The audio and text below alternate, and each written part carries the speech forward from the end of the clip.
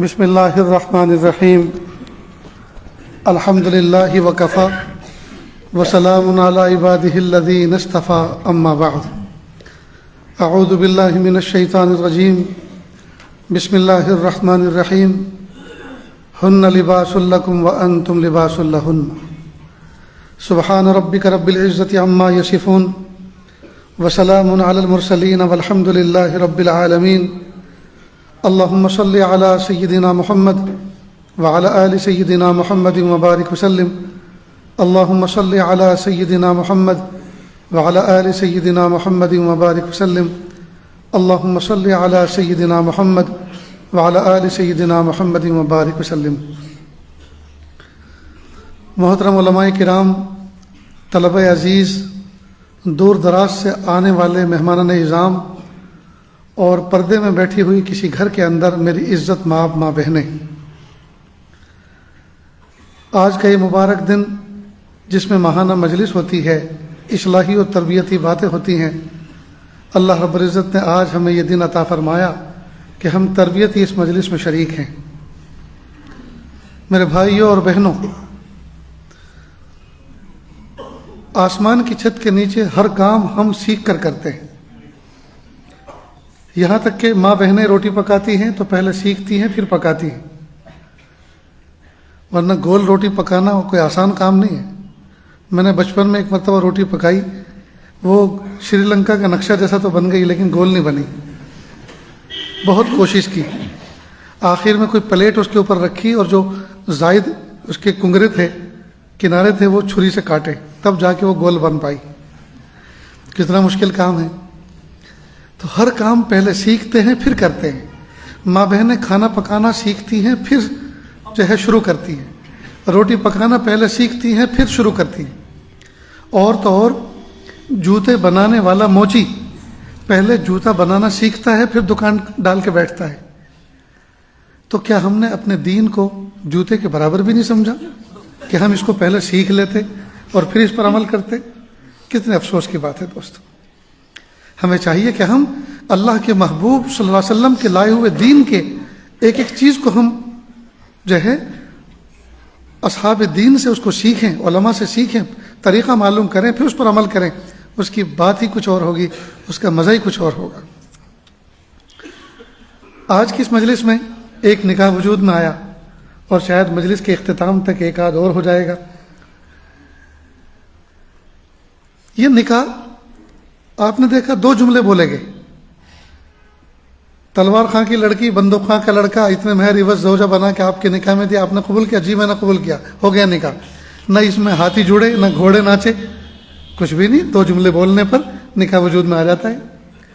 لیکن دو لفظ بولنے کے بعد اب جو پوری زندگی مرتب گزارنی چاہیے، اس کے لیے باقاعدہ جی اس کو سیکھنا پڑتا ہے۔ افسوس کی بات ہے، نوجوان بچے نکاح تو کر لیتے ہیں، نکاح کے لیے شوٹ بھی سلواتے ہیں، نکاح کے لیے نہ جانے کیا کیا تیاری کرتے ہیں جی، لیکن جو اصل چیز ہے، کسی صاحب نسبت سے، کسی صاحب دل سے، کسی مفتی سے، کسی عالم سے یہ پوچھنے کی زحمت گوارا نہیں کرتے، اب میرا ایمان مکمل ہونے جا رہا ہے، نکاح کے ذریعے سے مجھے بیوی کے ساتھ میں کس طرح کا بیہیو کرنا ہے، میرے اوپر اس کے حقوق کتنے ہیں اور مجھے کس طرح سے ادا کرنا ہے، اور اللہ کے محبوب صلی اللہ علیہ وسلم نے اس دیواجی زندگی سے متعلق کچھ واضح ہدایات، ڈائریکشن دیے ہوں تو پلیز مجھے بتائیے، مجھے کچھ پتہ نہیں ہے اس بارے میں۔ نوجوان بچوں کو اس کا شوق ہی نہیں ہے، پوچھتے ہی نہیں ہے۔ بس ہر نوجوان کے ذہن میں یہ ہے کہ نکاح تو بس ایک ہی کام کے لیے کیا جاتا ہے اور وہ طریقہ تو ہمیں معلوم ہے، ہم نے انٹرنیٹ پہ بہت دیکھ رکھا ہے۔ کیا خاک معلوم ہے؟ کیا خاک معلوم ہے؟ کچھ بھی تو پتہ نہیں ہے۔ اور جو کچھ انٹرنیٹ پر ہے کہ وہ حلال طریقے ہیں، وہ سب حرام طریقے ہیں، وہ اللہ کے محبوب صلی اللہ علیہ وسلم اللہ کو ناراض کرنے والے طریقے ہیں، اور ان کو دیکھ کر اگر اس کو اپلائی کریں گے ادھر تو اولاد کس طرح کی پیدا ہوگی، فرمانبردار ہوگی یا نافرمان ہوگی۔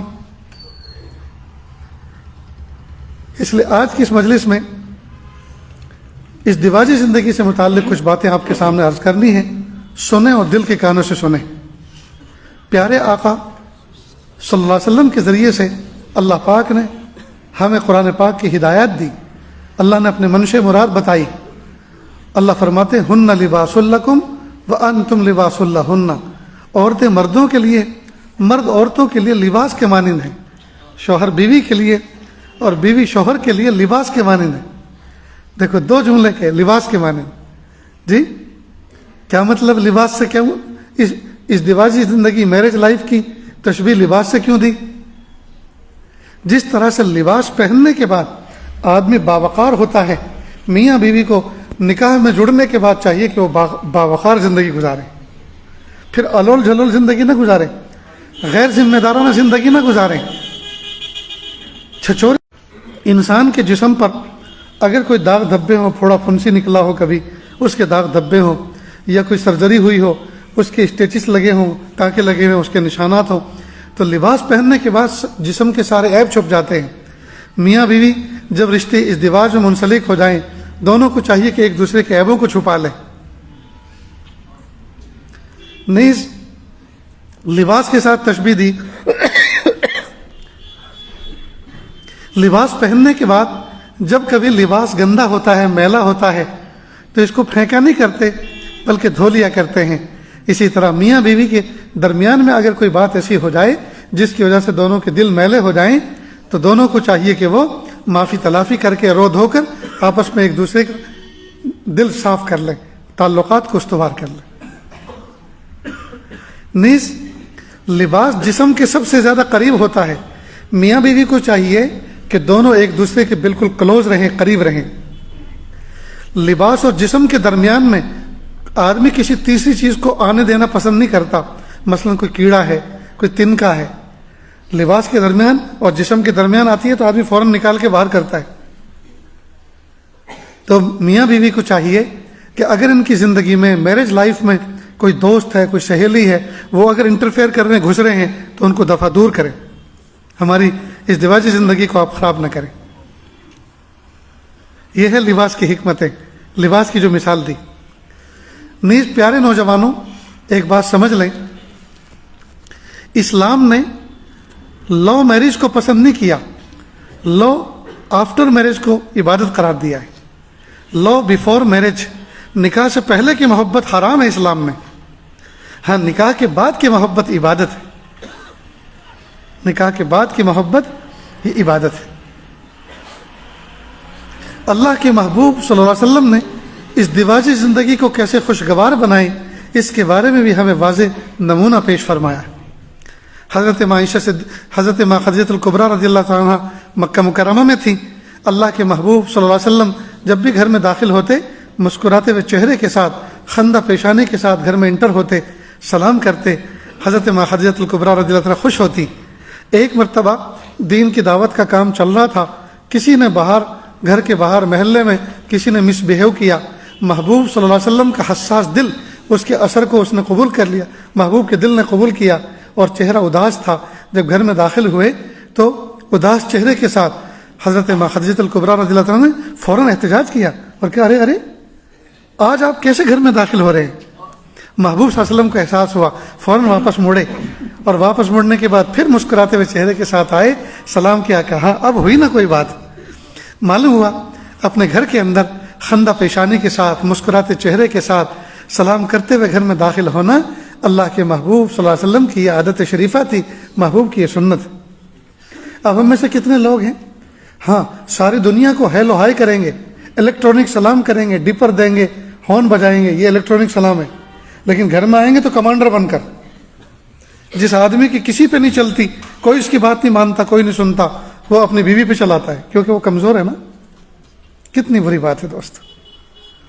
یاد رکھیں، یہ جو بیوی ہے ہماری، یہ کسی باپ کی آنکھوں کی ٹھنڈک ہے، کسی ماں کا دل کا سکون ہے، کسی بھائی بہن کی عزت و ناموس ہے، اتنی ساری حیثیتوں کی حامل یہ ذات جب ہماری نکاح میں آ رہی ہے، ہمارے گھر میں آ رہی ہے، تو ہم نے کوئی کھلونا نہیں خریدا کہ آج ٹوٹ گیا یا آج توڑ دیا تو کل دوسرا خرید لیں گے، ہم نے کوئی جانور نہیں خریدا کہ جیسے چاہے جی اس کے ساتھ برتاؤ کریں، بلکہ اس کے ساتھ میں بہت ساری حیثیتیں لگی ہیں۔ اس نے 18-20 سال کی بہاریں جس آنگن میں گزاری تھی وہ چھوڑ کر آ رہی ہے، ماں باپ کو چھوڑ کر آ رہی ہے، سہیلیوں کو، رشتہ داروں کو چھوڑ کر آ رہی ہے، اپنے کھیل کھلونوں کو چھوڑ کر آ رہی ہے، اتنی بڑی قربانی دے کر ایک کمزور سی ذات، ایک عورت ذات، ایک لڑکی ذات ہمارے نکاح میں آئی، ہمارے گھر میں آئی، اس کو ہم آنکھوں کی ٹھنڈک بنائیں اپنی، اس کے ساتھ زندگی کے بہترین دن بتائیں، اس کا دل خوش کریں۔ وہ فقر و فاقے والی نہیں تھی کہ اس کے گھر میں فقر و فاقے تھے، آپ کے گھر میں وہ مرغ مسلم کھانے کے لیے آ رہی ہے، ایسا نہیں تھا۔ اس کے گھر میں زمین پہ وہ سوتی تھی اور آپ کے گھر میں کوئی ڈبل بیڈ ملے گا، موٹے موٹے ڈنلپ کے گدے ملیں گے، وہ آرام کرنے آ رہی ہے، نہیں، شاید آپ کے گھر سے زیادہ سکون اور راحت کی زندگی اپنے گھر میں گزارتی تھی۔ پھر آپ کے یہاں کیوں آئی؟ آپ کے یہاں اس لیے آئی کہ اس کے باپ نے اس کا نکاح آپ کے ساتھ کیا، برسر محفل کیا، اور جب اس بچی کے کان میں جا کر کہا بیٹا باہر تمہارا دلہا تمہارا انتظار کر رہا ہے، گاڑی کھڑی ہوئی ہے، اب زندگی کے بقیہ دن تمہیں کسی اور کے ساتھ گزارنے ہیں، تو وہ اللہ کا حکم سن کر کہ تمہارا نکاح ہو چکا ہے، اب بقیہ زندگی کے دن تمہیں کہیں اور گزارنے ہیں، وہ اللہ کا حکم سن کر ساری کی ساری محبتوں کو قربان کر کے آ رہی ہے۔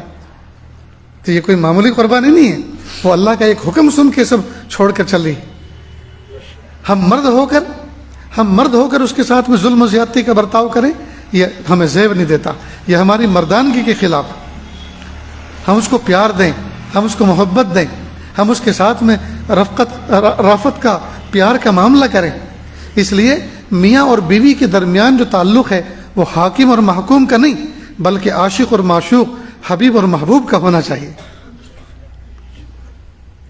یہ تعلق محبت چاہتا ہے، یہ زندگی اور یہ تعلق اور یہ لائف جو ہے محبتوں کے ساتھ گزر ہوتی ہے، یہ تحکمانہ انداز سے بسر نہیں ہوتی۔ اس لیے اپنے گھر کو دوستو جنت کا نمونہ بنائیں۔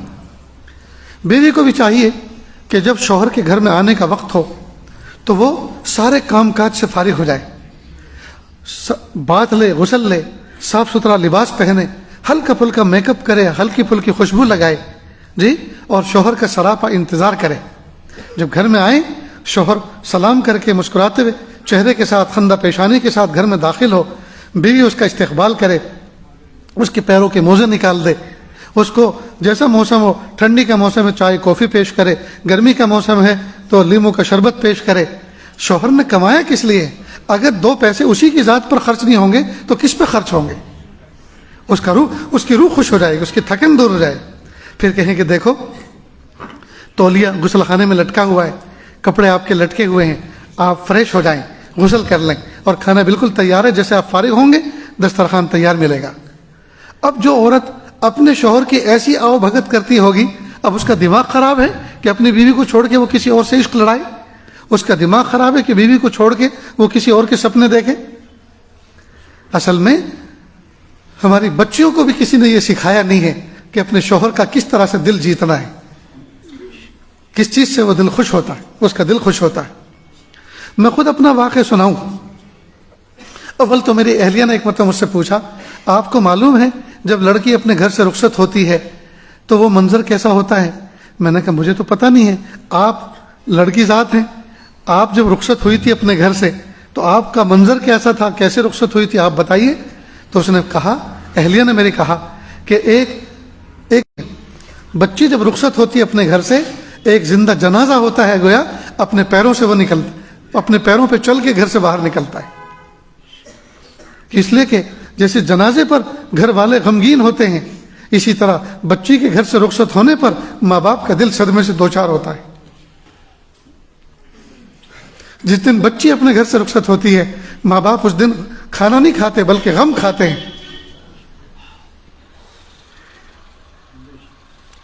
نیز دوستو، ہم اس بات کا پورا خیال رکھیں کہ ہم اس کی عزت نفس کا خیال کریں، عزت نفس کا خیال کریں۔ وہ اپنے گھر میں ایک حیثیت والی تھی، ہمارے گھر میں آئی ہے تو اس کی حیثیت برقرار رہے، اس کو سب کے سامنے ذلیل کر دینا، اس کو یہ کہہ دینا تیرے ماں باپ نے تجھے کچھ سکھایا نہیں ہے۔ ایک بات یاد رکھیں، کئی مرتبہ بچی ہے مثال کے طور پر سری نگر کی اور دلہا ہے جموں کا رہنے والا۔ اب ہر علاقے کے کھانے پینے کے راہ و رسم الگ ہوتے ہیں، ہر علاقے کے اوڑھنا بچھانا اور نشست و برخاست کے آداب کچھ اور ہوتے ہیں۔ اب مثال کے طور پر یہاں جب اس کا نکاح ہوا جموں میں، اور جموں کی ساس ماں نے جب اس کو کہا کہ بیٹا ذرا اڑد کی دال پکاؤ، اب اس نے اڑد کی دال ویسی پکائی جیسے اپنے علاقے میں پکتی تھی۔ اب ساسو ماں نے جب دیکھا تو کہا اس طرح سے کوئی دال پکتی ہے؟ تمہیں دال پکانا نہیں آتا، تمہاری ماں نے یہ نہیں سکھایا؟ اب یہ دل توڑنے والی باتیں ہیں۔ جب اس نے یہ کہا اس طرح کوئی دال پکتی ہے، یہ کوئی دال کا طریقہ ہے، تو اس کو کہنا چاہیے لڑکی کو کہ ہاں امی اس طرح سے بھی پکتی ہے، اس طرح سے بھی پکتی ہے، ہاں البتہ مجھے یہ بتاؤ کہ آپ کے ہاں کیسی پکتی ہے۔ جب آپ نے مجھے بتایا نہیں، مجھے سکھایا نہیں، تو میں تو وہی پکاؤں گی نا جو میں نے سیکھی ہے۔ اب وہ آپ کو پسند آئے نہ آئے، آپ کھا کے دیکھ لیجئے، ہو سکتا ہے آپ کو اچھی لگے، اور نہیں تو جب دوبارہ پکاؤں گے تو مجھے بتائیے گا، میں اس طرح سے بناؤں گی جیسے آپ نے مجھے بتایا۔ اب دیکھو یہ 2 جملے میں یہ مسئلہ حل ہوتا ہے، لیکن بس اس نے کہنا شروع کر دیا ہمارے گھر میں جو بہو آئی ہے اس کو تو دال پکانا بھی نہیں آتا، اب یہ بدنام کرتی پھر رہی۔ حالانکہ ایسا نہیں ہے پکانا نہیں آتا، پکانا آتا ہے اپنے علاقے کے اعتبار سے، اور آپ کو چاہیے اپنے علاقے کے اعتبار سے، بس یہیں سے مس میچ ہو جاتا ہے، یہیں سے مس میچ ہو جاتا ہے۔ ساس کو چاہیے کہ ساس اس کے ساتھ پلیٹ فارم پر کچن میں کھڑی ہو اور کہ بیٹا دیکھو ہمارے یہاں اس طرح سے پسند کیا جاتا ہے، لہٰذا آج میں بتا رہی ہوں اچھی طرح سے دیکھ لیں جی، اور جب کبھی تمہیں بنانا ہو اور نہ سمجھ میں آئے تو پھر پوچھ لینا، اور بیٹا اس طرح سے یہاں چلتا ہے۔ تو کتنا آسان کام ہے، لیکن دوست تو نہیں، ساس محلوں میں گھومتی پھرتی ہے اور کہتی پھرتی ہے، بدنام کرتی پھرتی ہے، ہائے جس وقت میں بہو تھی مجھے ساس اچھی نہ ملی، اور جب میں ساس بنی تو مجھے بہو اچھی نہ ملی۔ اس کا مطلب یہ ہو کہ دنیا میں بس تو ہی اچھی ہے اور کوئی اچھا ہے ہی نہیں۔ یاد رکھیں، جو ہمارے گھر کے اندر بہو آئی ہے وہ بہو نہیں ہے، وہ بیٹی ہے۔ ہماری بیٹی کسی اور کے گھر چلی گئی اور کسی کی بیٹی ہمارے گھر آ گئی۔ اب یہ جو ہمارے گھر میں آئی ہے اس نے اپنے ماں باپ کے زیر سایہ تو گزارے ہیں 18 سال 15 سال 16 سال، لیکن اب پوری زندگی گزارنی ہے ہمارے آنگن میں، لہٰذا اب تو اصل بیٹی یہی ہوئی ہماری، اس لیے کہ ہماری تو کسی اور کے یہاں چلی گئی، لہٰذا اس کے ساتھ معاملہ بیٹی جیسا ہونا چاہیے۔ جس طرح اپنی بیٹی کے عیبوں پر پردہ پوشی کرتی ہیں، ان کے عیبوں کو نقص کو چھپاتی پھرتی ہیں، اور بہو کے عیبوں کو نقصوں کو جگ ظاہر کرتی پھرتی ہے، یہ غلط بات ہے۔ یہ بھی آپ کی بیٹی ہے، اس کی بھی عزتوں کے پردے رکھنا یہ آپ کی ذمہ داری ہے، اور ہمیشہ بیٹی بیٹی کہہ کے پکارے، پھر دیکھیے اس کی دل کے اندر کتنی خوشی ہوتی ہے۔ یہاں ذرا ایک حکایت سن لیں۔ ایک لڑکی جس کا نکاح ہوئے کئی سال گزر چکے تھے اور بہت پریشان تھی اپنی سسرال میں، وہ روتے ہوئے حال بے حال ایک حکیم صاحب کے دواخانے میں پہنچی، اور حکیم صاحب کے ہاں جا کر کہا حکیم صاحب میری عزت کے علاوہ جو چیز آپ مانگو گے میں دینے کے لیے تیار ہوں، بس مجھے زہر کی ایک پڑیا دے دو، اور خوب روئی۔ حکیم صاحب نے کہا کہ بیٹا آنسو صاف کرو، رونا دھونا بند کرو، آپ کو تکلیف کیا ہے مجھے تفصیل سناؤ، جب آپ تفصیل سناؤ گی تبھی تو میں کسی نتیجے پہ پہنچوں گا۔ اب اس نے کہا کہ میری ساس ایسی ہے ایسی ہے ایسی ہے اور یوں ہے اور یوں ہے، پوری کہانی سنائی۔ حکیم صاحب نے کہا کہ بیٹی تم بالکل صحیح جگہ پہ پہنچی ہو، اور جو ساس تمہیں ایسا ستاتی ہے تکلیف دیتی ہے، ایسی ساس کو زمین کے اوپر نہیں بلکہ زمین کے نیچے دفن ہو جانا بہتر ہے، اور آپ صحیح جگہ پر آئی ہو، اور ایسی ساس کا مر جانا ہی بہتر ہے، اور اس کے مارنے میں تمہارا پورا تعاون کروں گا۔ لیکن سمجھ لو ایک بات کو، اگر میں ایسا زہر دے دوں ابھی جا کے تم اس کو پلا دو کھلا دو اور وہ شام کو مر جائے تو بل تمہارے نام پھٹے گا اور پریشانی میں بھی مبتلا ہو جاؤں گا، اس لیے میں چاہتا ہوں کہ وہ بڑھیا دھیرے دھیرے سے مرے، تو میں 40 پڑیا تمہیں زہر کی دیتا ہوں، روزانہ ایک پڑیا اس کو پلا دینا، 40ویں دن پڑیا بھی ختم اور بڑھیا بھی ختم۔ لیکن ایک بات سمجھ لو، 40 دن تک تمہیں اس طرح کا بیہیو کرنا ہے اپنی ساس کے ساتھ کہ ایک تو روزانہ اس کے سر پہ تیل کی مالش کرنی ہے، روزانہ اس کے ہاتھ پیر دبانے ہیں، روزانہ اس کو گرم گرم کھانا کھلانا ہے، روزانہ اس کے لیے گرم پانی کر کے باتھ روم میں رکھنا ہے، پریس کر کے اس کو نئے کپڑے دھلے ہوئے کپڑے پہنانے ہیں، اور امی امی کہہ کے پکارنا ہے، تاکہ 40ویں دن جب بڑھیا کا جنازہ اٹھے تو کسی کے فرشتوں کو بھی پتہ نہ چلے کہ اس کے مارنے میں آپ کا ہاتھ۔ یا تو وہ آئی تھی روتے ہوئے، یا حکیم صاحب کی حکمت بھری بات سن کر مسکرا دی۔ کہا حکیم صاحب پھر اس کا معاوضہ کیا؟ کہا بڑھیا کا کریا کرم ہونے دو، اس کے بعد معاوضہ طے کریں گے، جاؤ اب یہ خوشی خوشی چلی گئی. اب اس نے روزانہ بڑھیا کو رات کو سونے سے پہلے وہ پڑیا دینی شروع کر دی اور حکیم صاحب نے جو باتیں بتائی تھی ان پر عمل کرنا شروع کیا. ابھی 15-20 دن ہوئے تھے کہ وہ روتے ہوئے پھر آئی حکیم صاحب کے پاس. حکیم صاحب نے کہا کہ بڑھیا مر گئی؟ کہ نہیں حکیم صاحب، میں تو آپ کے پاس اس لیے آئی ہوں کہ وہ جو آپ نے زہر کی پڑیا مجھے دی تھی اس کا کوئی تریاق بھی ہے، اینٹی پوائزن بھی کوئی چیز ہے جس سے اس کا اثر ختم ہو جائے؟ کہا کیوں؟ کہا حکیم صاحب وہ جو اس دن میں آئی تھی اس دن کی سچویشن اور معاملہ کچھ اور تھا اور اب معاملہ کچھ اور ہے. اب تو وہ مجھے ماں کے برابر نظر آنے لگی اور جب میں نے اس کو ماں ماں کہنا شروع کر دیا اس نے مجھے بیٹی بیٹی کہنا شروع کیا اور کہنا ہی نہیں شروع کیا بلکہ بیٹی تسلیم کر لیا. لہٰذا وہ جھگڑے ماضی بن گئے اور اب تو بڑی خوشحالی کی زندگی گزر رہی ہے. میں سوچ رہی ہوں کہ اگر بڑھیا مر گئی تو اس کا جنازہ مجھ سے دیکھا نہیں جائے گا. وہ دوائی دینا بھی میں نے کئی دن سے بند کر دی لیکن وہ جو 20 پڑیاں کھلائی ہیں وہ تو ایک نہ ایک دن اثر کر کے دکھائیں گی، اس لیے اس کا تریاق مجھے چاہیے تاکہ اس کا اثر ختم ہو جائے. حکیم صاحب نے کہا اللہ کا لاکھ لاکھ شکر احسان ہے کہ دوائی کام کر گئی. اور پھر کہا کہ بیٹی دیکھو، جب تم پہلے دن میرے پاس آئی تھی میں نے تمہاری داستان سنی تو میں سمجھ گیا پانی کہاں مر رہا ہے. میں سمجھ گیا پانی کہاں مر رہا ہے. اصل میں وہ تم سے کچھ چاہ رہی ہے اور تم اس سے کچھ چاہ رہی ہو اور دونوں ایک دوسرے کی چاہتوں پہ پورا نہیں اتر رہے. تو جب میں نے تمہیں کہا کہ اس کو ماں ماں کہہ کے پکارنا تو اس کے کان اس لفظ کو ترس رہے تھے سننے کے لیے. جب تم نے ماں کہنا شروع کیا اس کا دل حرکت کرنی شروع کی تو وہ یہی تو چاہتی تھی. جب یہ سب چیزیں مل گئیں اب بھلا اس کا دماغ خراب ہے کہ تمہیں وہ تکلیف میں رکھے گی. اس لیے بیٹی وہ جو میں نے تمہیں پڑیے دی تھی وہ زہر کی پڑیے نہیں تھی، وہ تو طاقت کی پڑیے تھی. اس کو بھی کھلاؤ اور تم بھی کھاؤ، انشاءاللہ وہ مرے گی نہیں، وہ جیے گی. اصل بات تو حکمت کی یہ تھی جو میں نے تمہیں سمجھائی. اس دن جو تم میرے پاس آئی تھی اس دن بہو کی حیثیت سے آئی تھی اور اس کو تم ساس سمجھ رہی تھی، اور آج جو میرے پاس آئی ہو آج تم ماں کی اور بیٹی کی حیثیت سے آئی ہو. جھگڑے ماں اور بیٹی میں نہیں ہوتے، جھگڑے تو ساس اور بہو میں ہوتے. تو اگر آنے والی دلہن اپنی ساس کو ساس نہ سمجھے بلکہ ماں کا درجہ دے اور ماں کے احترام سے اس کو دیکھے تو پھر اس کو بیٹی کا درجہ دے دیا جاتا ہے اور پھر گھر جنت کا نمونہ بن جایا کرتا ہے. اس لیے میرے بھائیوں اپنی بچیوں کو رخصت ہونے سے پہلے یہ سب باتیں سمجھائیں. نیز بیٹیوں کو یہ بھی سمجھائیں بیٹا اپنے گھر سے کوئی فون لے کر مت جانا ورنہ تمہارا شوہر تمہارے بارے میں شک میں مبتلا ہوگا. وہ سوچے گا کہ شادی سے پہلے ہی فون کی مالک تھی، پتہ نہیں کتنے لوگوں سے اس کے تعلقات ہوں گے. اور اس کو یہ بھی سمجھائیں کہ بیٹا جب بھی کبھی کوئی فون کرنا ہو تو اپنے شوہر کے فون سے گھر پہ فون کر لیا کرنا تاکہ اس کو پتہ چلے کہ میرے فون سے جب کسی کو کیا ہے تو یہ کوئی ناجائز فون نہیں ہوگا بلکہ جائز رشتہ داروں سے اپنا فون ہے.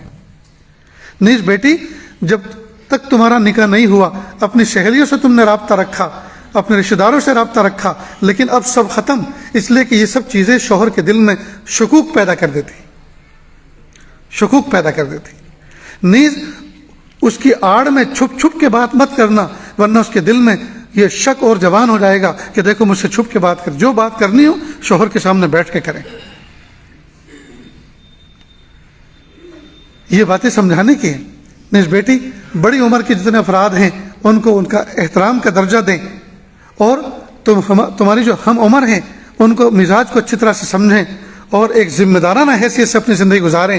چھچورے پن کی کوئی بات نہ کریں یا ایسا قہقہ لگانا یا اس طرح کی بات کرنا جس کی وجہ سے لوگوں کو یہ پتہ چلے کہ کون آ گئے ان کے گھر میں جو اس طرح سے بےہودہ بات کرتا ہے. تو یہ باتیں سمجھانے کی ضرورت ہے. بہرحال رخصت ہونے سے پہلے باپ کو اور ماں کو چاہیے کہ اپنی بچی کو رخصت کرے اور گھر میں آنے سے پہلے ماں باپ کو چاہیے کہ اپنے بیٹے کو سمجھائیں کہ بیٹا اس دیواجی زندگی میں کس طرح سے تمہیں قدم رکھنا چاہیے.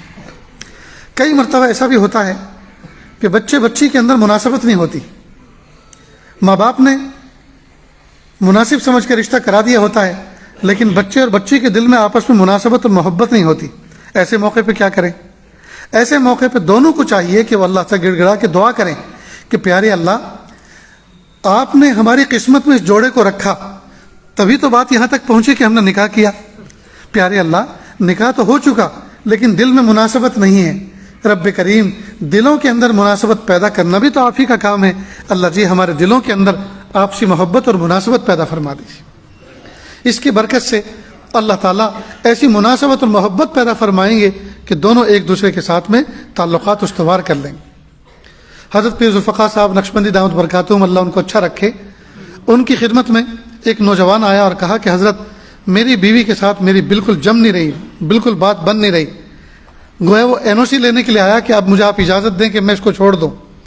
حضرت نے کہا کہ آپ کے شہر میں کوئی مٹھائی کی دکان ہے؟ کہ جی ہاں ہے. کہا گھر جاؤ اور وہاں سے گلاب جامن جس کو رسگلہ بھی کہتے ہیں اس کا ایک ڈبہ لے کر جاؤ، اور جب دسترخوان پہ بیٹھو تو ایک رسگلہ اٹھاؤ اور آدھا اس کے منہ میں دو اور بقیہ آدھا تم خود کھا لو. حدیث پاک میں ہے کہ جب شوہر اپنی بیوی کے منہ میں لقمہ رکھتا ہے تو یہ صدقہ دینے کا اجر ملتا ہے اس کو، اور محبوب صلی اللہ علیہ وسلم کی ایک سنت پہ عمل ہو جاتا ہے. بس اس نے چند دن یہ عمل کرنا شروع کیا، محبت ہو گئی. کہا ایک سنت کی برکت یہ ہے کہ عدم مناسبت تھی، اس کی برکت سے اللہ پاک نے مناسبت پیدا فرما دی. سنت کی برکت یہ ہے. اسی طرح میاں بیوی کو چاہیے کہ آپس میں محبت کا ماحول کریٹ کریں. اللہ کے محبوب صلی اللہ علیہ وسلم ایک مرتبہ گھر میں داخل ہوئے. حضرت عائشہ صدیقہ رضی اللہ تعالیٰ عنہ پیالے میں پانی پی رہی تھی تو اللہ کے محبوب صلی اللہ علیہ وسلم فرمایا حمیرہ ذرا ہمارے لیے بھی پانی بچا دینا، ہمیں بھی پینا ہے. اب گھر تو تھا حضرت عائشہ صدیقہ کا، اور یہ حمیرہ کون تھی؟ یہ حضرت عائشہ صدیقہ رضی اللہ تعالیٰ عنہ کا اللہ کے محبوب صلی اللہ علیہ وسلم نے پیار بھرا ایک دوسرا نام رکھا تھا جس کو حمیرہ کہتے. حمیرہ کے معنی ہے سرخ سفید، جس کو انگریزی میں اس کا ترجمہ پنکی سے کیا جا سکتا ہے. معلوم ہوا میاں بیوی محبت کے ساتھ اتفاق کے ساتھ اگر آپس میں کوئی پیار بھرا دوسرا نام بھی رکھ لیں تو یہ بھی حضور کی ایک سنت ہے.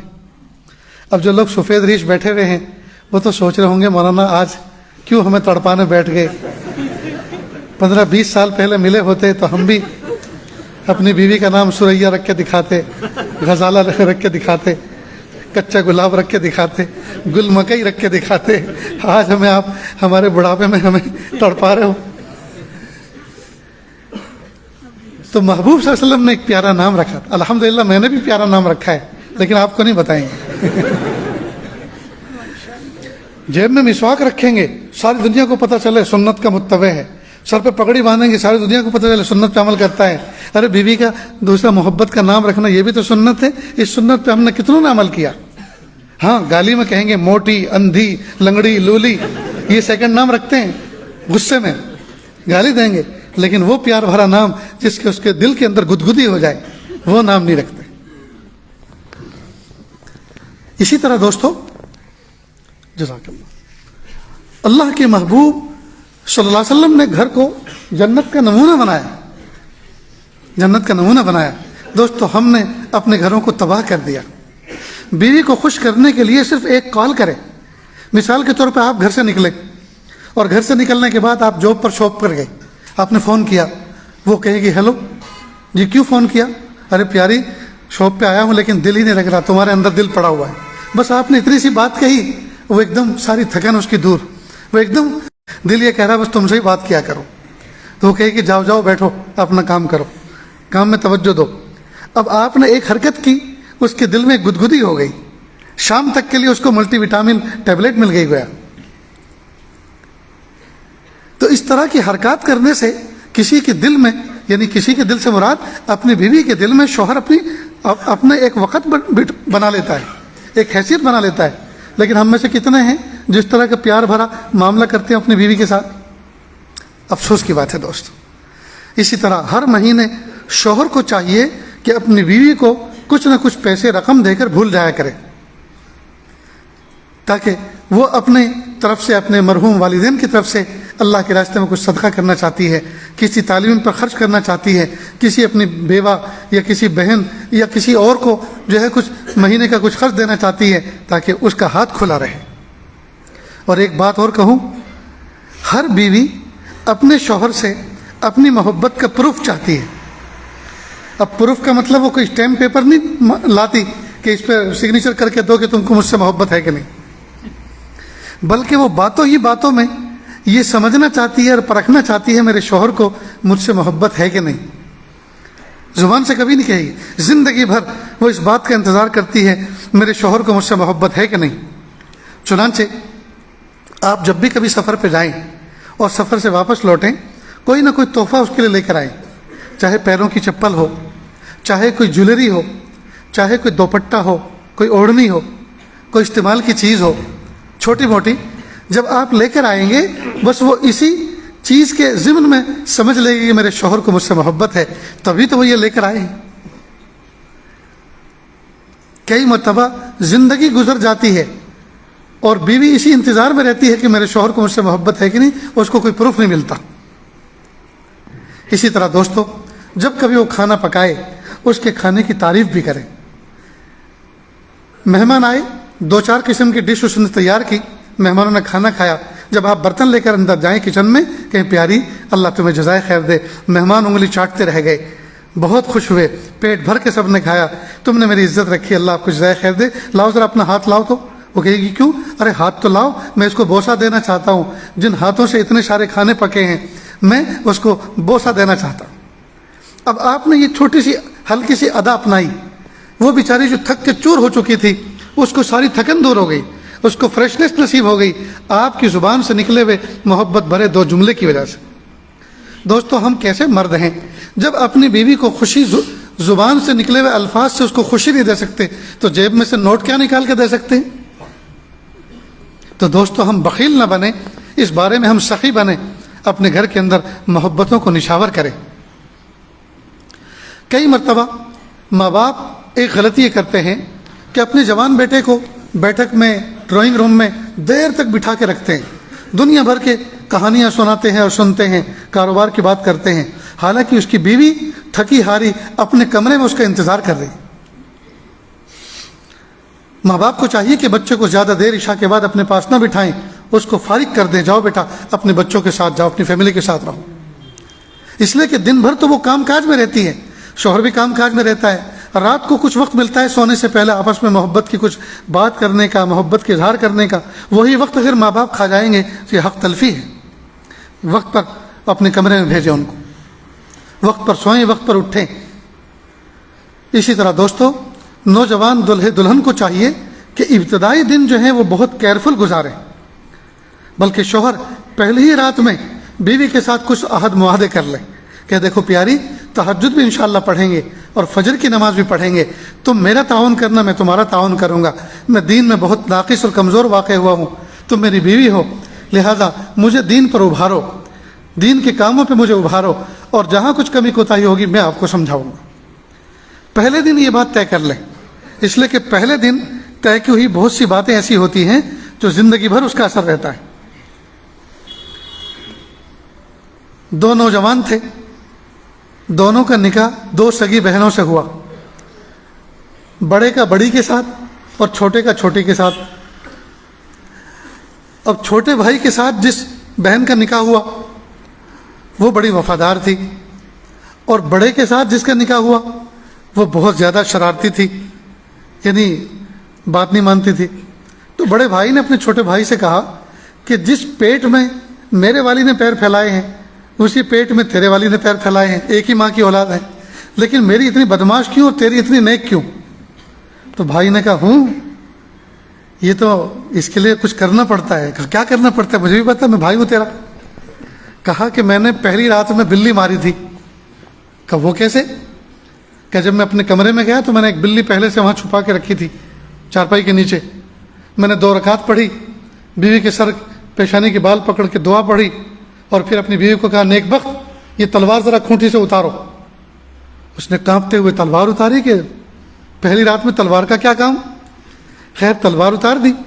اس کے بعد اس نے بلی کھینچی چارپائی کے نیچے سے اور 2 ٹکڑے کر دیے. تو بیوی تھر تھر کانپ گئی کہ یہ تو بڑا ظالم آدمی ہے, بلی جیسے معصوم کو اس نے مار دیا, 2 ٹکڑے کر دیا. وہ دن اور آج کا دن وہ بالکل زاویے میں رہتی. تو بڑے بھائی نے یہ بات سن کر کہا ارے اللہ کے بندے, تو میرا بھائی ہے, تو نے اتنی بڑی راز کی بات چھپا کے رکھی. مجھے کہتا یہ بلی تو میں بھی مار سکتا تھا. ٹھیک ہے میں آج ہی کرتا ہوں. خیر وہ بلی پکڑ کے لایا اور چارپائی کے نیچے چھپا دی, اور پھر 2 رکعت پڑھی اور بیوی سے کہا نیک بخت ذرا یہ تلوار اتارو. اس نے کہا کیوں؟ شیر کی آنکھیں اس نے دکھائی, کہا مجھے بلی مارنا ہے. کہ دماغ خراب ہو گیا ہے, معصوم جانور کو تم میرے جیتے جی مار دو گے. چپ ہو کے بیٹھ گیا. صبح کو بھائی سے کہا کہ اس نے تو بلی نہیں مارنے دی. کہ یہ تو پہلے دن مارنی پڑتی ہے, یہ تو پہلے دن مارنی پڑتی ہے. اب اتنے مہینے گزر گئے, سال گزر گئے, اب تھوڑے وہ تمہارے قابو میں آئے گی. پیارے نوجوانوں, کچھ باتیں پہلے ہی دن طے کرنی ہوتی ہیں زندگی میں, پھر اس کی برکات. اب میں یہ نہیں کہہ رہا کہ آپ بھی بلی مارنا اور پہلے دن طے کرنا, میں تو آپ کو نیکی کی طرف, تقوی کی طرف لے جا رہا ہوں. اب پہلے دن تم نے فجر کی نماز چھوڑی اور ظہر تک سوتے رہے, رات بھر جاگتے رہے, تو بیوی پہچان لگے کہ یہ کتنے پانی میں ہے, ان کا تقوی کتنا ہے اور پاکیزگی کتنی ہے, وہ تو پہچان لے گی.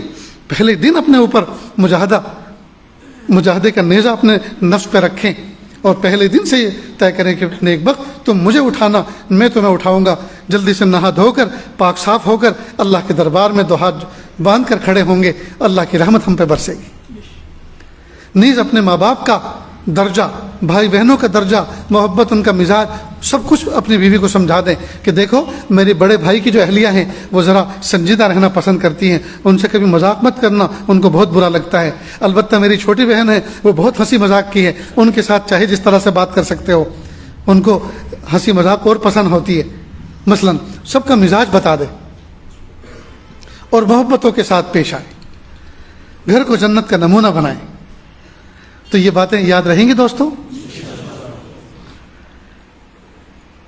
اللہ رب العزت ہمیں سنتوں کی اتباع کرنے اور بعمل زندگی گزارنے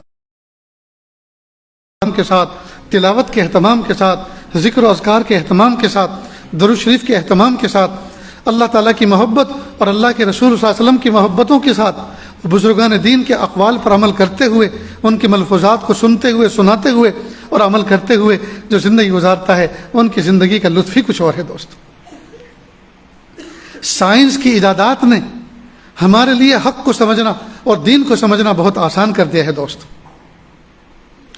کچھ گھڑیاں, کچھ لمحات, کچھ اوقات ایسے ہوتے ہیں جس میں اللہ کی رحمت چھم چھم برستی ہے. اس میں سے ایک تہجد کا وقت ہے. تہجد کے وقت میں اللہ تعالیٰ کی رحمتیں چھم چھم برستی ہیں. اس وقت تو ہاتھوں کا پیالہ بنا کر اللہ کے دربار میں جب کوئی بندہ اللہ سے سوال کرتا ہے, اللہ تعالیٰ اس کی دعاؤں کو قبول کرتے ہیں, اللہ تعالیٰ اس کے دل کو سکون عطا فرماتے ہیں, اللہ اس کے دل کے اندھیروں کو دور کرتے ہیں. دیکھو یہ سیل فون کا زمانہ ہے. اگر ہمارا فون آف موڈ میں ہماری جیب میں پڑا ہو اور ہمارا کوئی ملنے والا دوست ہم سے رابطہ کرنا چاہے تو برقی لہریں, جس کو فریکوینسی کہتے ہیں, فریکوینسی, برقی لہریں آتی ہیں اور ہمارے فون سے ٹکراتی ہیں اور واپس جاتی ہیں, اور اس کے کان میں ایک اناؤنسمنٹ سنائی دیتا ہے, جس فون پر آپ رابطہ کرنا چاہ رہے ہیں اس کا سوئچ آف ہے. ایسا ہی میسج آتا نا, مفہوم اس کا یہی ہے, زبان چاہے کوئی بھی ہو, اس کا سوئچ آف. ٹھیک بالکل اسی طرح اللہ تعالیٰ کی رحمتیں جب بندوں کی طرف متوجہ ہوتی ہیں, اللہ تعالیٰ اپنی رحمتوں کو بھیجتے ہیں بندوں کے دلوں کی طرف, اور وہ ہمارے دلوں سے ٹکراتی ہیں.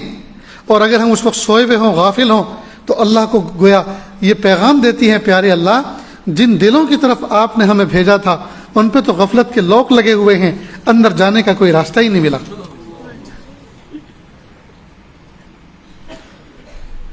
اللہ کے محبوب صلی اللہ علیہ وسلم نے فرمایا, جب کوئی بندہ ایک مرتبہ درود شریف پڑھتا ہے, ایک مرتبہ درود شریف پڑھتا ہے, تو 10 رحمتیں اللہ کی اس پر نازل ہوتی ہیں.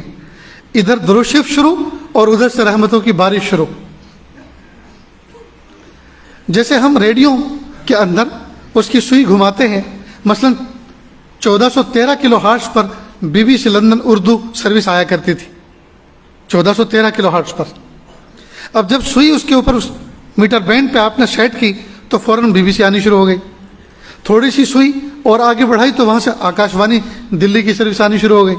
تھوڑی سی آگے پیچھے سوئی اور کی تو اس پہ FM کے گانے آنے شروع ہو گئے. تو جیسے اس فضا کے اندر فریکوینسی گھومتی رہتی ہیں, اور جب اس کے پاس, آپ کے پاس کوئی ریسیور ہوتا ہے ریڈیو کا شکل میں, تو آپ اس کو ریسیو کرنا چاہتے ہیں تو پھر وہ فریکوینسی وہ قبول کرتا ہے اور سنائی دیتا ہے. اسی طرح اس پوری فضا کے اندر رحمت کی اور برکتوں کی فریکوینسی گھومتی پھرتی ہیں. جب ہم اللہ تعالیٰ سے اپنے دل کو جوڑتے ہیں اور اس موقع کا وظیفہ پڑھتے ہیں، اللہ تعالیٰ اس کی رحمت کی فریکوینسی اس کے ساتھ کنیکٹ کر دیتے ہیں۔ چنانچہ جب ہم درود شریف پڑھیں گے اللہ تعالیٰ کی رحمت کی فریکوینسی بندے کے قلب کے ساتھ میچ کر جائے گی اور اس کے دل اور دماغ کے اندر اللہ کی رحمتیں آنی شروع ہوں۔ تو سائنس کی ایجادات نے ہمارے لیے حق کو سمجھنا، دین کو سمجھنا انتہائی آسان کر دیا ہے۔ افسوس کی بات یہ ہے دوستو کہ ہم دین پر عمل نہیں کر رہے۔ اس لیے دوستو باعمل زندگی گزاریں، تقوی والی زندگی گزاریں۔ اللہ تعالیٰ سے دعا ہے اللہ تعالیٰ کہنے سننے سے زیادہ عمل کی توفیق عطا فرمائیں۔ وآخر دعوانا ان الحمد للہ رب العالمین۔